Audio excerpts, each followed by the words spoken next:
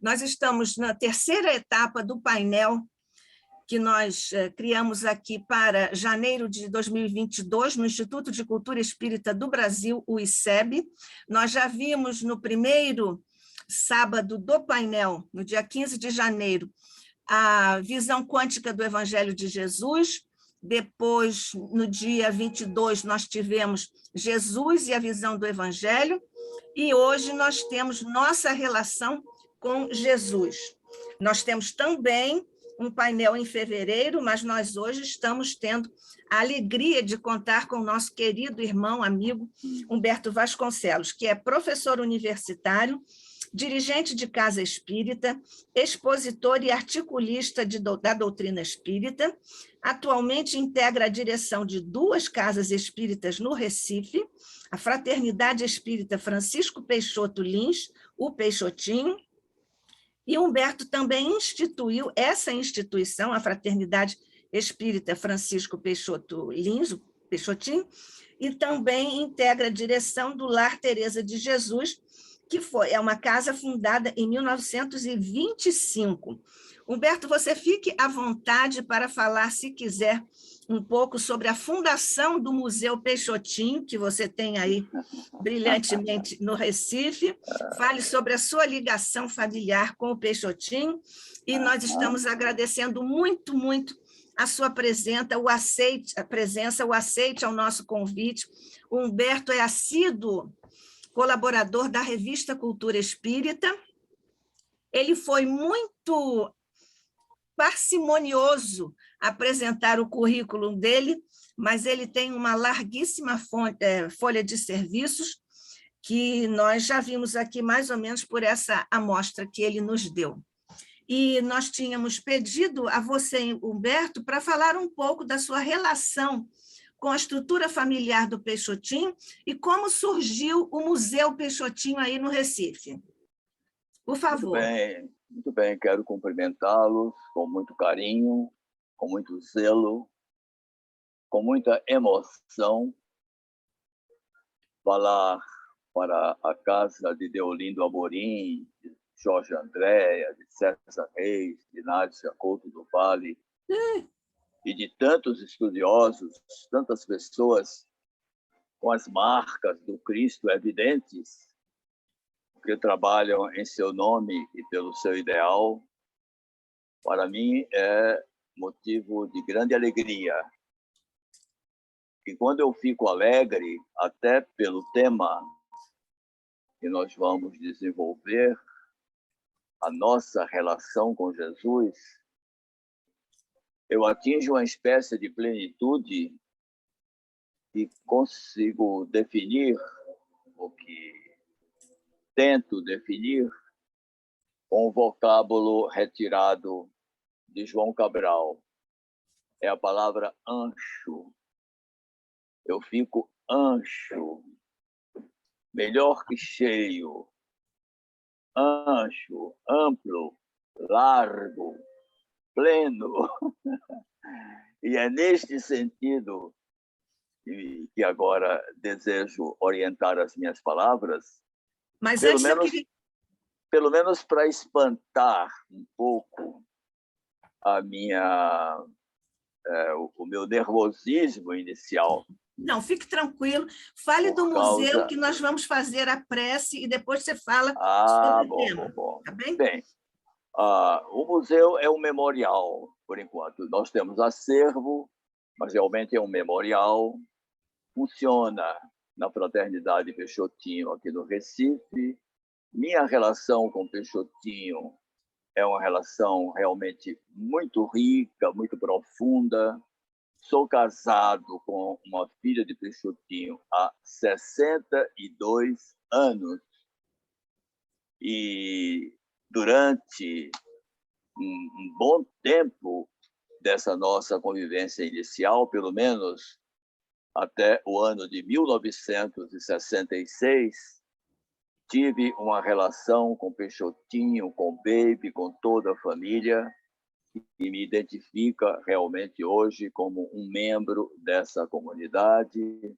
E Peixotinho, Baby, Sheila e todo esse pessoal que surge em torno da mediunidade de Peixotinho tem conosco uma relação constante, o que muito nos honra, o que muito nos distingue. E estando aqui no Recife e instituindo o Peixotinho, a Fraternidade Peixotinho, como uma espécie de extensão do nosso Evangelho no Lar, que tem também 62 anos de existência, nós fundamos a Casa Espírita, exatamente porque nos deslocamos aqui para o bairro de Boa Viagem muito cedo, não havia casas espíritas na região, e então as pessoas, os espíritas que se aproximavam de nossa residência, frequentavam o nosso Evangelho. E a nossa sala era bastante grande, mas não suficientemente grande para abrigar a todos. E depois que fomos, naturalmente, observando a maturidade dos trabalhos, a regularidade, sobretudo, dos trabalhos, começaram a chegar os encargos de uma casa espírita que, de certa forma, nos forçaram a abrir uma casa espírita exatamente neste núcleo, no centro do bairro de Boa Viagem, onde funcionamos há 34 anos. E, logicamente, mantemos a memória de Peixotinho neste memorial. Temos também um centro de documentação espírita funcionando anexo a este memorial e temos um acervo que vamos, aos poucos, disponibilizando para o maior conhecimento da vida e da obra desse grande trabalhador espírita que foi realmente uma pessoa que, para mim, criou uma relação de pai com filho e desde esse tempo realmente sou um trabalhador à sua disposição, tanto que hoje sou conhecido como seu biógrafo. De sorte que é esta a razão de ter me apresentado no Memorial Peixotinho e é este o sentido de minha relação com este médium. Isso. Nós agradecemos muito, Humberto, esse seu depoimento, ainda que breve, mas que nos dá a extensão e a profundidade da sua relação direta, profunda, amorosa, tão espiritual com o Peixotinho e toda a família do Peixotinho. Uma parte aqui, uma parte aí no Recife, e o Peixotinho é uma referência para todo o Brasil espírita, e fora do Brasil também, uma referência de mediunidade com Jesus, com toda a lisura, todo o devotamento, toda a abnegação, de modo que, aproveitando este momento em que nós vamos entrar juntos em prece a Jesus, nós todos juntos, mestre querido, te rogamos inicialmente que envolvas o nosso querido Peixotinho nas tuas vibrações de amor, multiplicando-lhe os recursos dos quais ele fez tanto bem, ou fez tão bom uso quando esteve encarnado, e rogando-te ainda, mestre, as providências para que a felicidade espiritual possa estar sempre abrigada no coração e na mente de Peixotinho. Nós estamos, mais uma vez, mestre querido, tu bem o sabes, juntos aqui na casa de Deolindo Amorim, de Jorge Andréa, de Carlos Embaçaí, e de tantos outros queridos amigos e irmãos, Pedro de Camargo, Lauro Salles, José Jorge, que trouxeram esta casa e a mantêm do plano espiritual aqui aberta para os teus serviços, mestre. Neste instante, nós, ao te agradecermos a bênção de aqui estarmos na condição em que estamos, te rogamos as bênçãos especiais por sobre o nosso querido Humberto Vasconcelos, nosso querido irmão amigo, que nos vem falar, como sempre, com tanto amor, da tua palavra, do teu evangelho e do teu exemplo. Juntos também nós te rogamos neste instante em que nosso pequenino coração abre-se diante do teu, para receber as bênçãos, como sempre, por sobre nossos humildes serviços, mas muito especialmente nós te rogamos um envolvimento profundo, amoroso, por sobre nosso querido irmão amigo César Soares Reis, que em breve estará de volta aqui conosco. Que a tua paz, mestre, o teu amor, a tua misericórdia possa envolver todo o planeta e, muito particularmente, a nossa reunião na tarde de hoje no ICEB. Graças te damos hoje e sempre, sob o olhar de nosso Pai.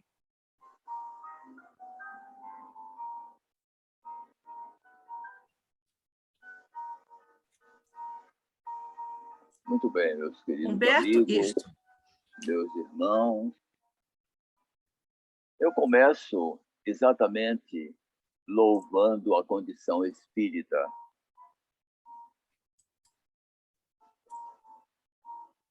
Que para nós é algo tão especial, meu Deus, que hoje não me vejo em outra posição senão a de procurar fazer por onde merecer ser um trabalhador espírita, ser uma pessoa que teve a felicidade de construir a sua família exatamente sob a orientação espírita. Costumo dizer que meus filhos não são santos, como eu não sou, mas todos têm a convicção espírita. E isto é algo realmente que me dá uma satisfação espiritual imensa. Eu acho que a condição espírita nos distingue e, ao mesmo tempo, nos assoberba.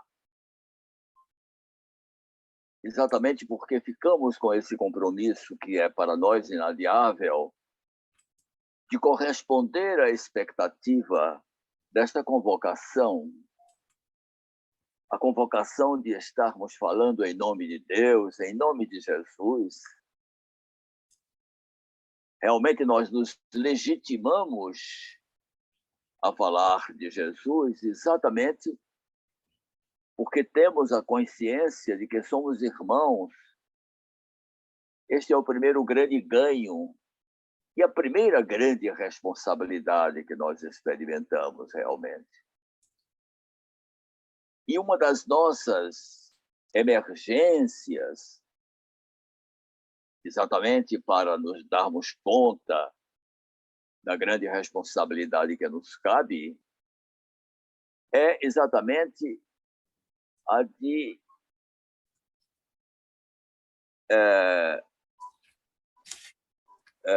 vencermos ou começarmos a corrigir as nossas omissões antigas, os nossos débitos em relação ao muito que recebemos do nosso Pai, ao muito que recebemos da vida. É isso realmente que nos distingue de uma forma especial, pela convocação excelsa, pela confiança excelsa, mas nos assoberba e faz com que realmente nós resgatemos o sentido de emergência que nós perdemos ao longo, ao menos, desses 2 milênios em que vimos conhecendo aspectos da grande saga empreendida por Jesus de Nazaré, com os reflexos admiráveis que nós conhecemos graças à codificação espírita. Temos muitas dívidas em relação a Jesus, segundo nossa ótica. Uma dessas dívidas é a solidão que nós submetemos a Jesus. Há 2000 anos, ele não encontrou espaço sequer para nascer. E ao preparar-se para o retorno, não havia sequer uma pedra onde reclinasse a cabeça. Na hora extrema, faltou-lhe a companhia dos discípulos. Então, o nosso encargo agora, na condição espírita, é resgatá-lo para um convívio sereno conosco. E é este realmente o empenho em que nos colocamos nesta cortina inicial, digamos assim, do trabalho que desejamos apresentar aos nossos queridos irmãos. Lembra-me, neste momento, de um livro antigo, porque os livros que estão arquivados em minha memória, e alguns deles nos restos de biblioteca onde me encontro, são antigos como eu sou antigo. Então, há um livro antigo que recebi de um querido amigo, ministro de um tribunal superior até o final de sua vida física, intitulado Sofrer e Amar, do padre João Moana. E esse livro é ilustrado pelo quadro do coração humano. Coração humano em forma de duas portas que estão fechadas. E no limiar da porta encontra-se a figura de Jesus, com a sua santa perseverança.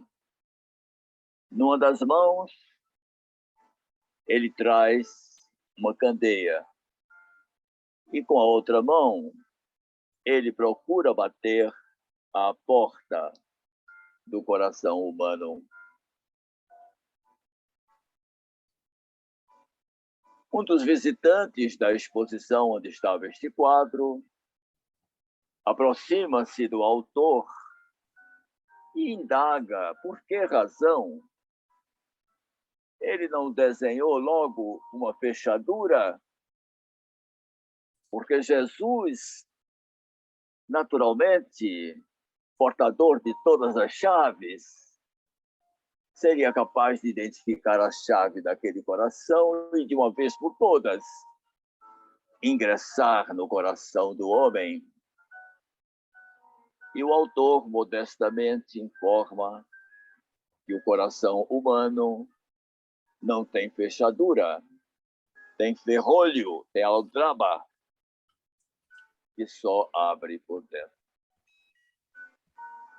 Então, o grande peso que se precipita sobre nós é exatamente o de despertar a consciência humana para que esta visita perseverante de Jesus venha a ser exitosa, que ele possa, de uma vez por todas, penetrar em nosso coração, trazer a sua mensagem para o interior de nós mesmos, a fim de que nós nos convertamos em multiplicadores, vejam que felicidade, do seu amor, da sua dedicação, da sua humildade e de todas as marcas criativas que ele vem imprimindo em nossa vida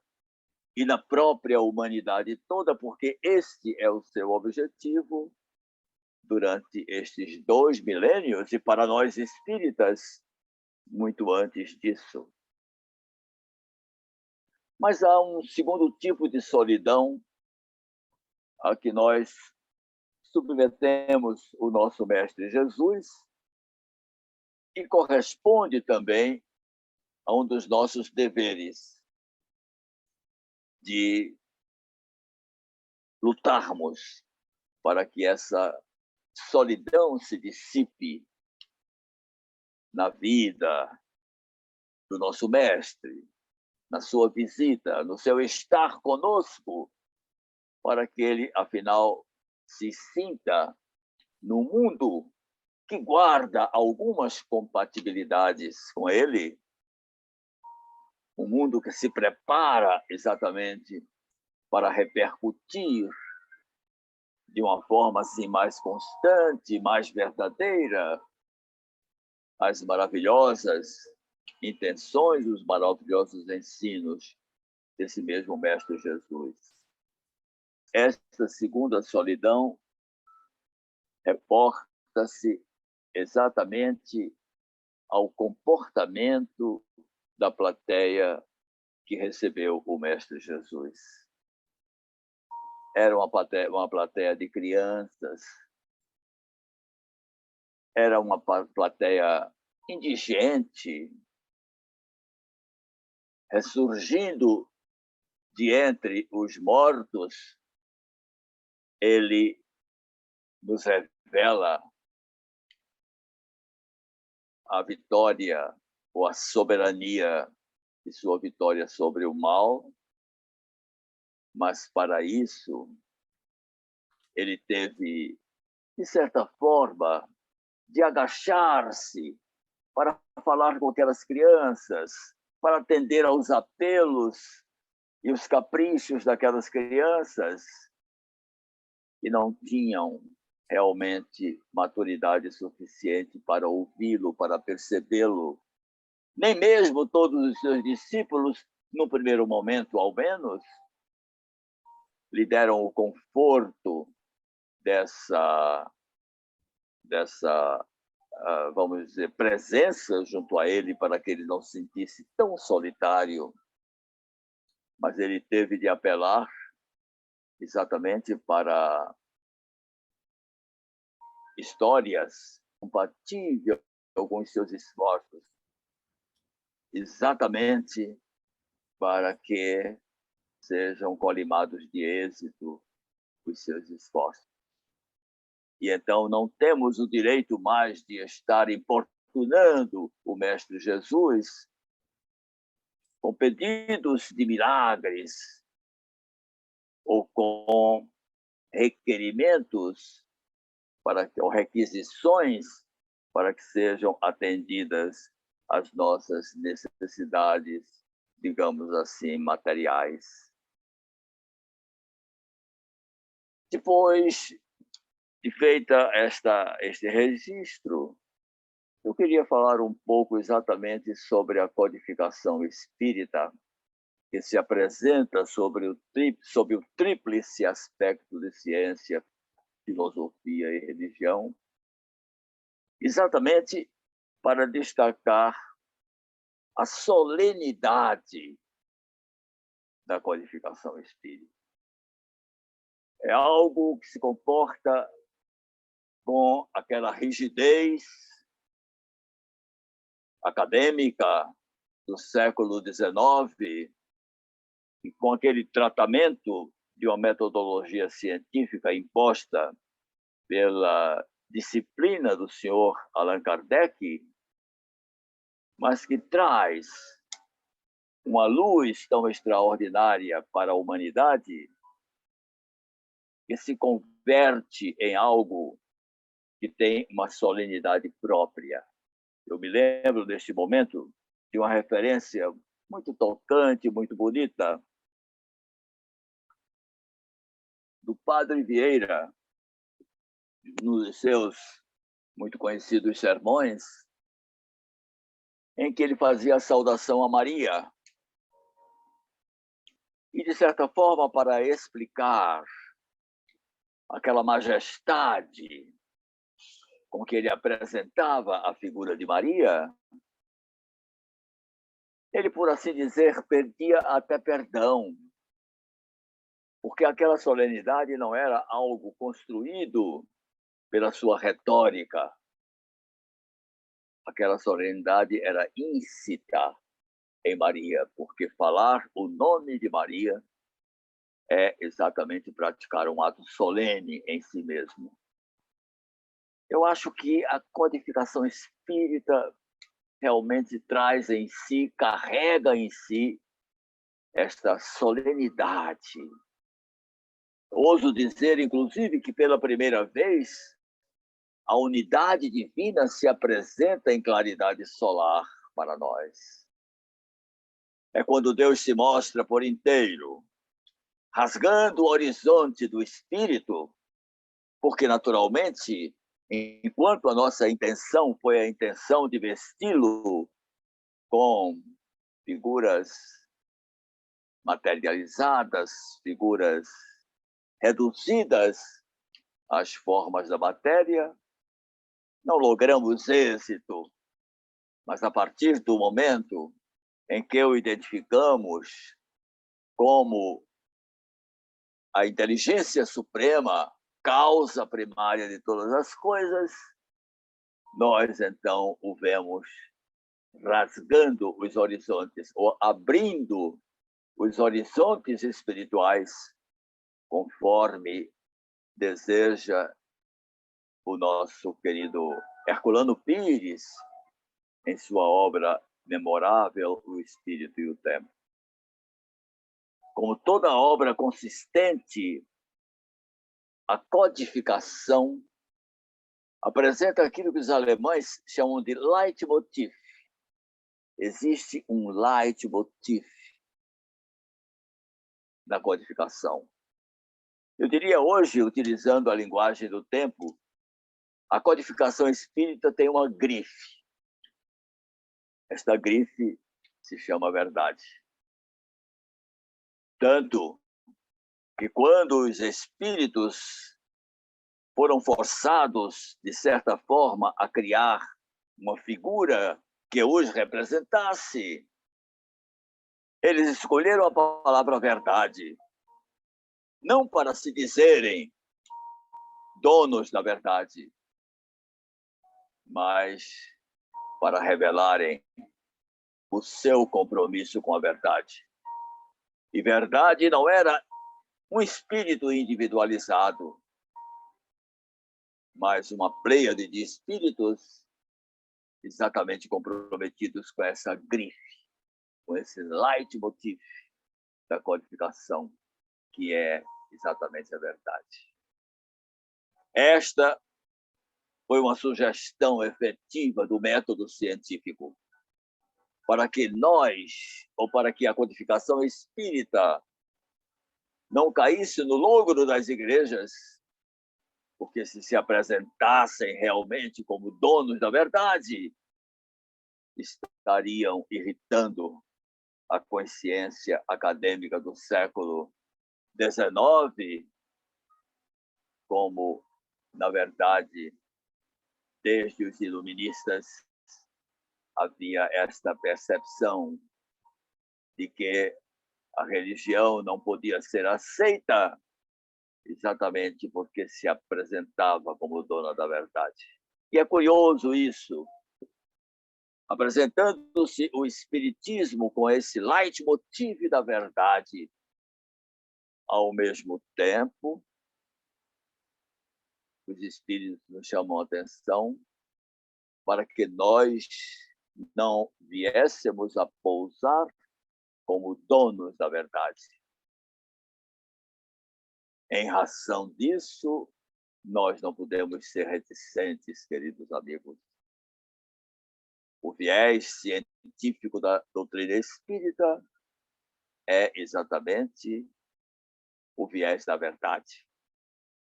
E não somente da verdade como uma posse, como uma revelação, mas da verdade realmente como o resultado de uma busca permanente.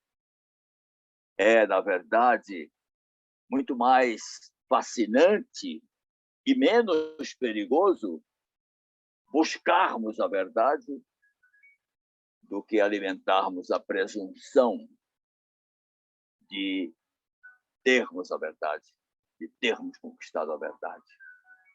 E é isso que nos dá ânimo, e é isto que nos faz comparecer diante de Jesus com esta preocupação. Por isso, queridos amigos, devemos estar muito alerta para os ruídos que ouvimos ao nosso lado neste momento tão conturbado de nossa história, quando aparecem conceitos de ciência, muitas vezes nos colocam diante de uma ciência opinativa. Na minha opinião, é assim, meu Deus. E onde está a ciência? E onde está a busca da verdade, que é permanente para nós, que somos espíritos em marcha progressiva para o Pai? Então, é uma advertência que também pesa sobre os nossos ombros.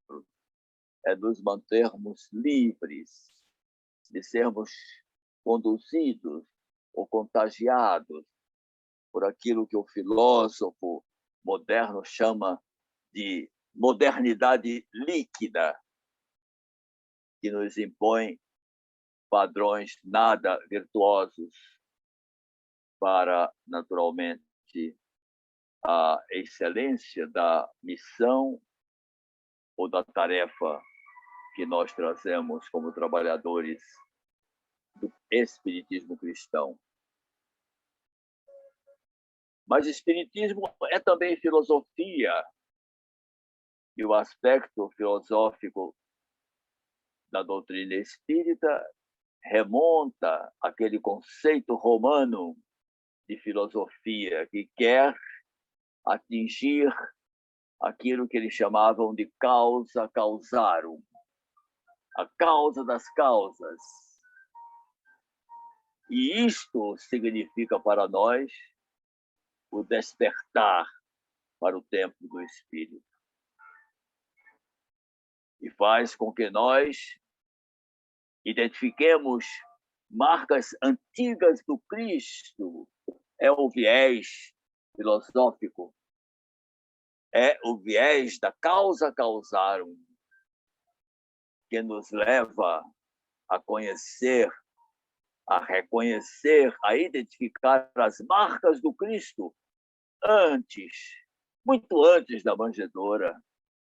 Cristo, para nós, não é uma realidade que aparece apenas numa manjedoura de um estábulo abandonado, de uma cidade remota, ou de um ponto qualquer daqueles tempos em que ele se fez notado, pelo menos para uma parte da história.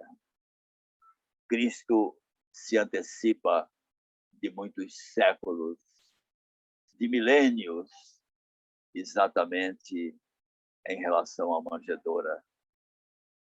E isto nós sentimos, queridos amigos, ou somos convocados pela doutrina espírita a sentir, não consultando livros de história, porque nenhum deles tem a grandeza suficiente de abrigar a grande figura de Jesus. Porque, na verdade, Jesus não pode figurar no panteão de nenhuma sociedade. Ele é muito maior, realmente, do que isso. Então, identificamos as marcas do Cristo, exatamente empreendendo uma espécie de viagem para o interior de nós mesmos. Como propõe o poeta Carlos Drummond de Andrade, no seu magnífico poema O Homem e Suas Viagens. E é exatamente realizando esta viagem para dentro de nós mesmos, no supremo esforço do autoconhecimento, que nós identificamos de uma forma mais constante, mais presente, mais concreta, as próprias marcas de Cristo em nós mesmos. É exatamente fazendo aquela viagem interna em que nos vemos pelo passado que também nós trazemos. A nossa convicção de que a vida é imperecível não decorre da ideia de acreditarmos numa vida verdadeira, numa vida futura, mas a de reputarmos como verdadeira a vida do Espírito, que é uma vida de agora, é uma vida de hoje, e é uma vida que vem de ontem, porque temos marcas, temos emoções arquivadas em nosso patrimônio histórico, em nosso patrimônio pessoal.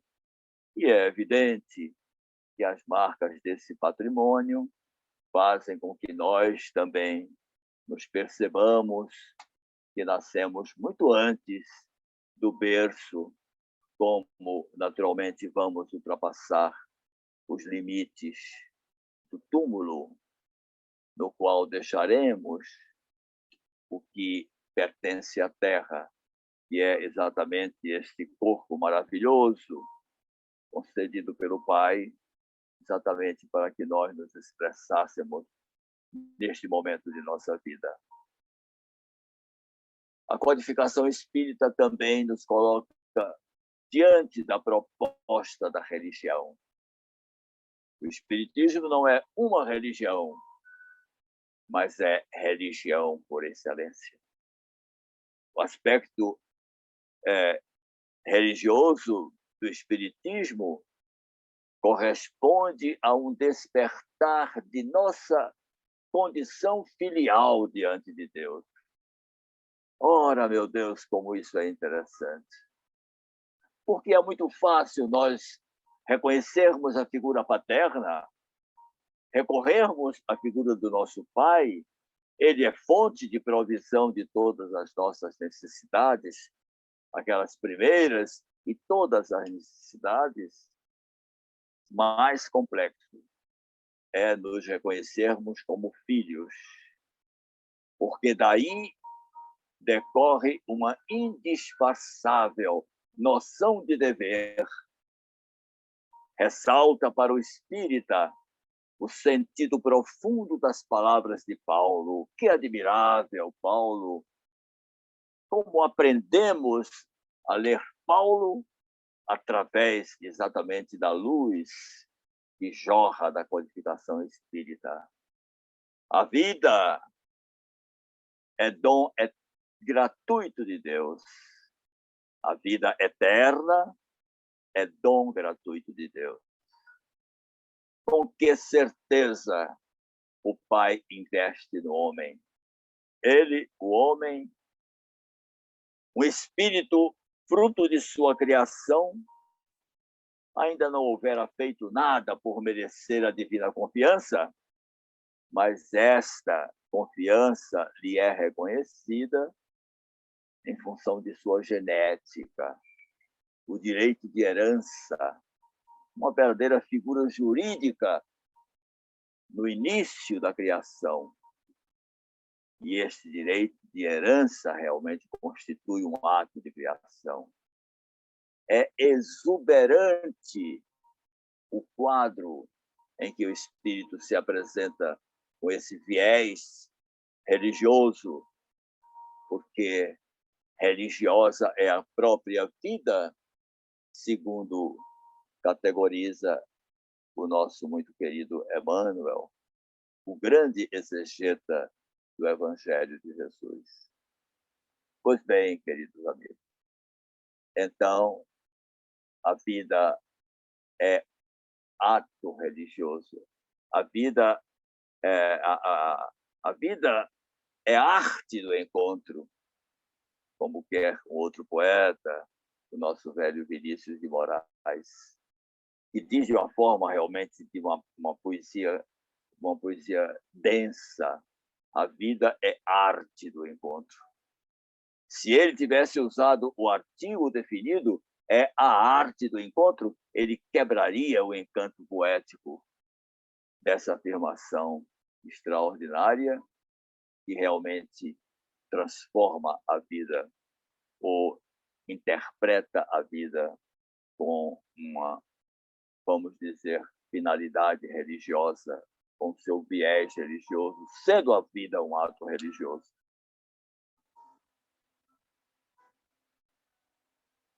Então, meus queridos amigos, eu indago, porque estou preocupado com isso, se estou sendo ouvido, estou sendo gravado, se a minha palestra está sendo percebida, porque houve tantos intervalos assim de silêncio, mas se alguém puder me responder que está tudo certo, eu gostaria de receber o conforto de que estou falando para o mundo. Né?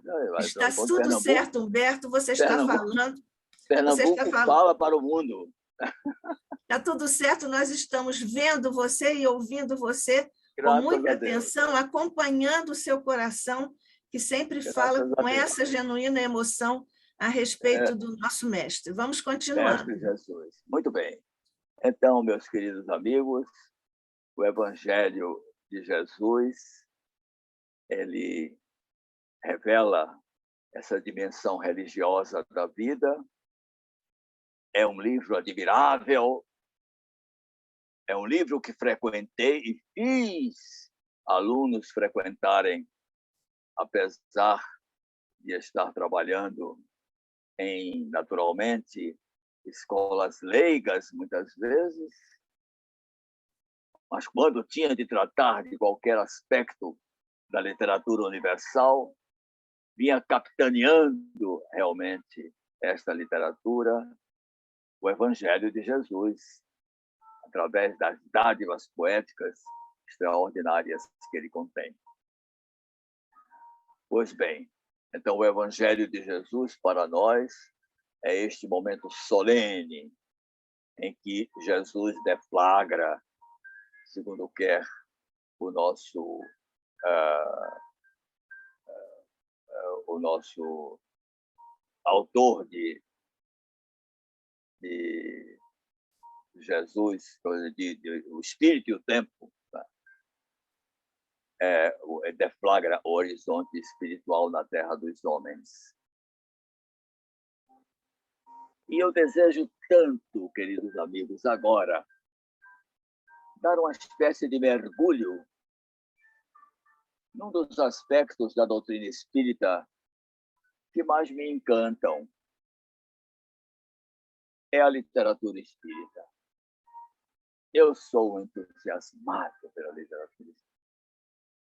Maravilha. Eu queria... Sei que não estou falando novidade nenhuma para vocês. Até o nome de Herculano Pires me desapareceu da mente, mas voltou. E até me conforta isso. Estou olhando aí a minha querida Nádia, exatamente para reconhecer que estou falando de coisas que ela conhece. Eu não quero ter a vaidade de falar em coisas que os meus amigos não conhecem. Eu quero tratar de coisas que nós conhecemos. E é lógico, quando eu convido a este mergulho na literatura espírita forjada pela língua portuguesa, a língua portuguesa que era considerada pela nobreza acadêmica da Europa como o túmulo das ideias. Pois é, em português, que as ideias originalíssimas, inéditas da existência espiritual, do destino da vida diferente dos desenhos teológicos, que se encontra na doutrina espírita, que se encontra no conhecimento, hoje traduzido para dezenas de idiomas, a partir de seu primeiro formato em língua portuguesa. E eu, então, trago para os meus queridos amigos relembrarem neste momento um trechinho do livro Emmanuel. É uma publicação lá do ano de 1938 da nossa FEB. E vejam com que dignidade o mestre Emmanuel se refere a Jesus. Jesus, cuja perfeição se perde na noite impersecrutável das eras. É muita solenidade. E tem que ser impersecrutável mesmo. Inclusive com esta marca indelével da língua latina, per se. Exatamente porque está se falando de algo eminentemente solene. Jesus, cuja perfeição se perde na noite impersecrutável das eras, personificando a sabedoria e o amor, tem orientado todo o desenvolvimento da humanidade terrena. Verifiquem que declaração realmente fantástica, consoladora para nós. Enviando os seus iluminados mensageiros em todos os tempos aos agrupamentos humanos, e assim como presidiu a formação do orbe, dirigindo como divino inspirador a quantos colaboraram na tarefa da elaboração geológica do planeta e da disseminação da vida em todos os laboratórios da natureza, desde que o homem conquistou a racionalidade, vem lhe oferecendo a ideia da sua divina origem, o tesouro das concepções de Deus e da imortalidade do Espírito, revelando-lhe em cada época aquilo que a sua compreensão pode abranger. O que é extraordinário nos espíritos é que eles dizem esta coisa tão pomposa e tão marcante, que é uma peça literária, com a simplicidade de Deus, não abandone seus filhos. O Pai de amor não deixa sozinhas as suas criaturas. Nenhum de nós sequer vai desencarnar sozinho, porque existe sempre uma corte espiritual de benfeitores que estão a serviço do Senhor, estão hoje como estão há séculos e há milênios, exatamente cuidando desse trato maravilhoso do universo, onde nós estamos tentando realmente dar alguns passos efetivos para o nosso progresso espiritual. Esta obra é admirável, mas não podemos nos demorar nela, porque, na verdade, temos de prosseguir para terminar, apresentando uma outra doação do nosso querido Emmanuel, quando ele, fechando, vamos dizer, a cortina desse espetáculo que ele nos oferece com a citação que fiz, quando ele diz em Vinha de Luz, no capítulo 94, cada homem tem o mapa da ordem divina em sua existência, a ser executado com a colaboração do livre-arbítrio no grande plano da vida eterna. Eu agora me lembro do meu cunhado Gilbert Peixoto, que desencarnou há pouco tempo, filho mais velho do nosso querido Peixoto, e meu irmão, diante de uma informação dessas, cada homem tem o mapa da ordem divina em sua existência, a ser executado com a colaboração do livre-arbítrio no grande plano da vida eterna. Ouvindo isso, meu irmão Gilbert diria, puxa vida, era um hábito dele. Quando nós dizíamos alguma coisa, puxa vida. E eu me lembro dele nesse momento para dizer, puxa vida, que coisa consoladora. Temos, é o DNA, é a nossa genética divina. Por isso, meus queridos amigos, meus irmãos, na minha leitura, o Evangelho de Jesus não é precisamente o livro sagrado, vamos dizer, tratado de uma forma muito especial pelas religiões tradicionais, guardado, que não pode ser discutido. Me lembro de minha Dinda, que não permitia que nós apontássemos as estrelas, do contrário, nasceria verrugas na ponta do nosso dedo, porque estaríamos apontando os domínios insondáveis do Criador. O Evangelho realmente não é isto, mas o Evangelho é um código de ética que tem o objetivo de humanizar o homem. Porque isso nós sabemos o que é. Talvez porque saibamos o que é desumanidade. Nós, então, nos descobrimos humanos e este é um reconhecimento da nossa genética divina. Sermos humanos, o objetivo do Evangelho é humanizar, pois, o homem.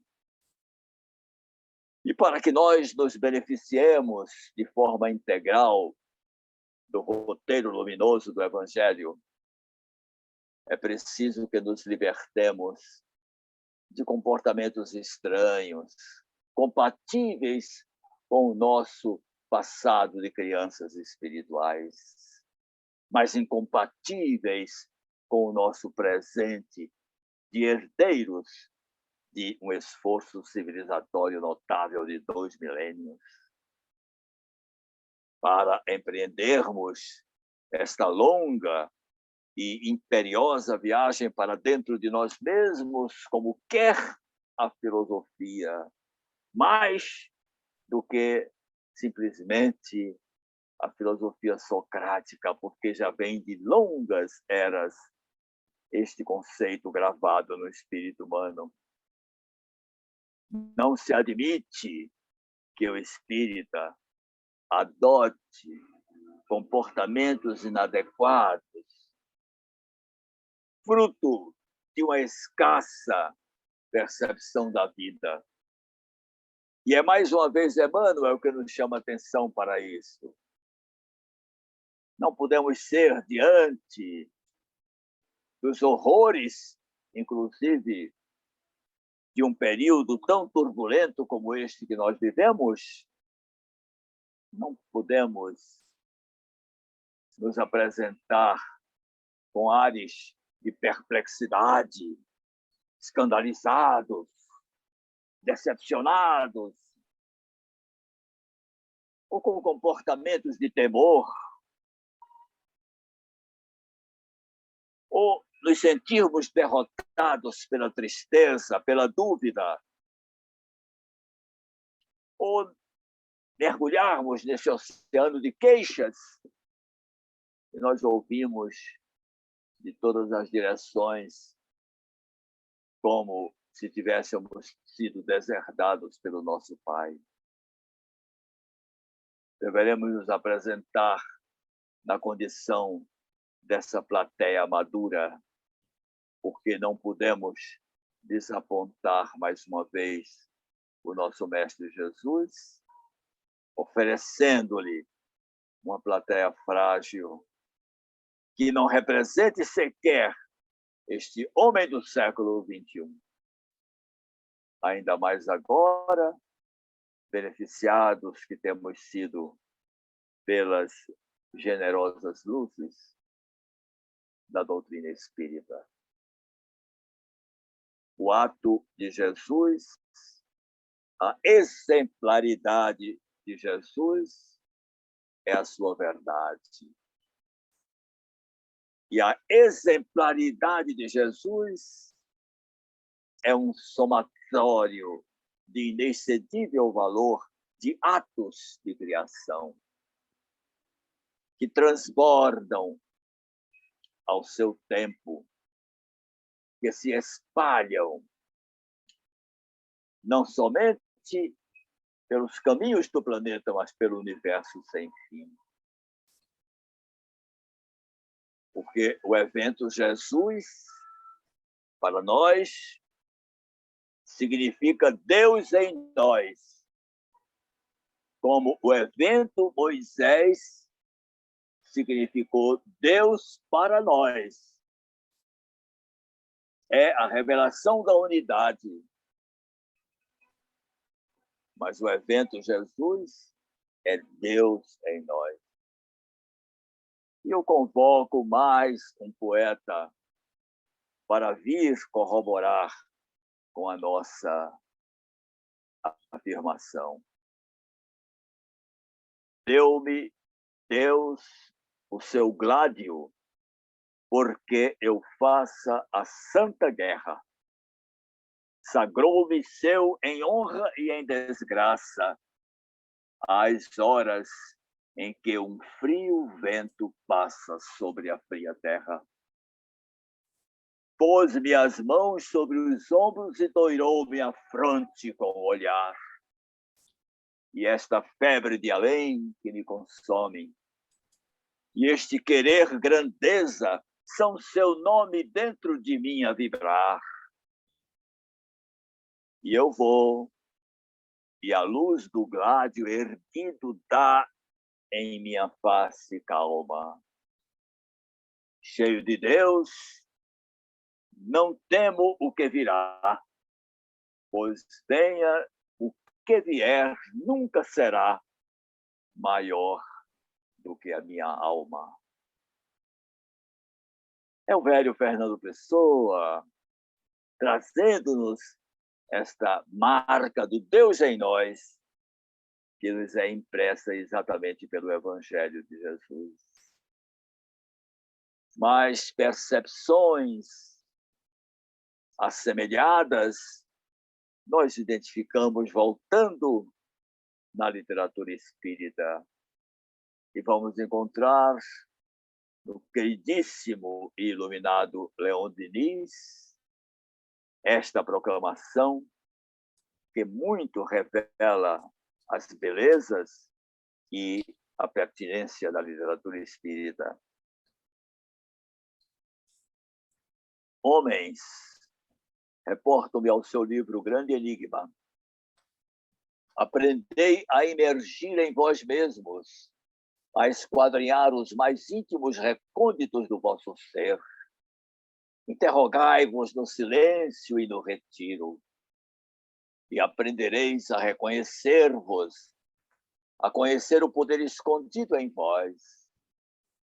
É ele que leva e faz resplandecer no fundo de vossas consciências as santas imagens do bem, da verdade, da justiça, e é honrando essas imagens divinas, rendendo-lhes um culto diário, que essa consciência ainda obscura se purifica e se ilumina.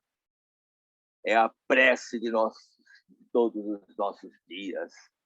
É o grande investimento na alma que todos nós fazemos quando mergulhamos nessas palavras e damos vida a essas palavras no território de nossa alma e, sobretudo, quando estamos falando para plateias de ouvidos que precisam realmente ser despertados para isso.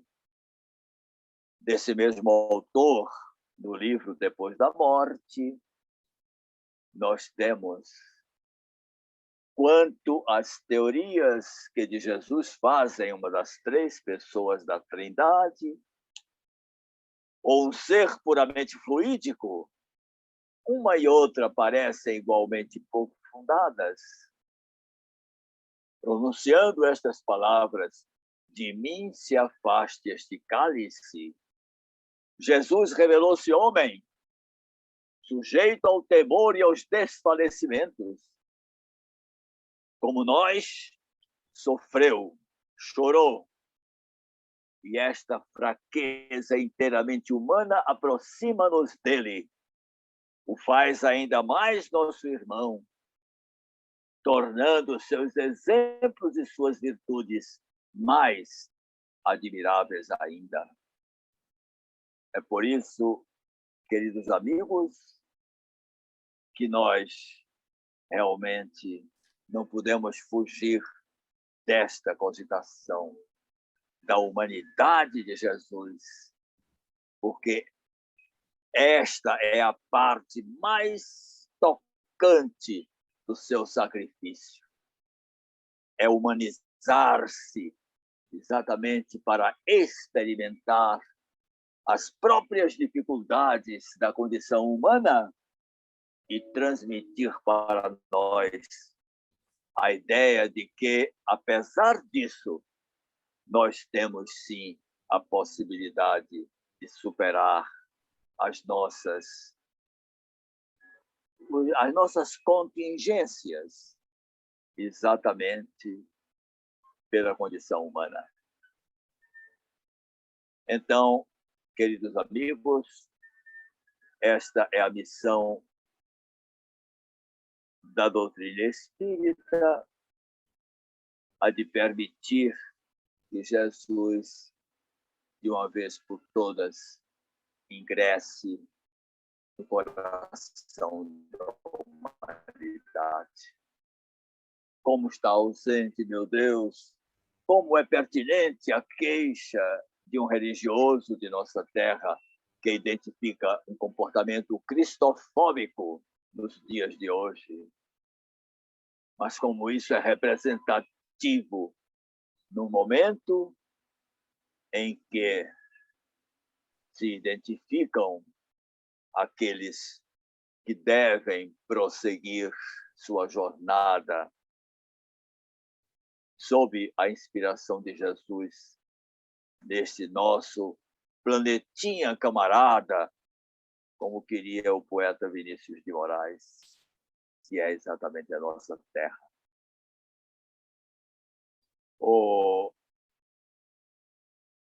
Ao cristianismo, meus queridos amigos, nada faltou. As ideias cristãs foram construídas e consubstanciadas nos livros do Novo Testamento, exatamente com as potências da alma sublime. Ele, por assim dizer, foi construído com todos os ensinamentos disponíveis, com todo o conhecimento disponível a seu tempo. É esta a razão pela qual o Evangelho é imperecível, porque ele não está impregnado somente das notícias de uma possível e episódica, certamente, mergulho, um episódio de mergulho histórico ou geográfico, ou representando a cultura de um povo. Ele realmente reflete todo o conhecimento disponível naquele momento da história. Além disso, contou com a colaboração ao longo dos séculos dos espíritos iluminados, cuja vida e obra marcaram a terra como seara abençoada do Pai. Por isso, o Evangelho é atualíssimo e tem este condão de atualizar-se, porque ele simplesmente não representa um conhecimento do passado, mas é uma luz que se projeta sobre o futuro da própria humanidade. Também ao Espiritismo nada faltou. Foi codificado por Allan Kardec, inteligência forjada nos valores do Espiritismo e na sabedoria da admirável pleiade de iluministas de todos os matizes. Alma corajosa e consciente da grande responsabilidade que lhe foi confiada por Jesus de Nazaré em missão de consolação e esclarecimento definitivo. Ele é portador do Consolador prometido pelo Mestre.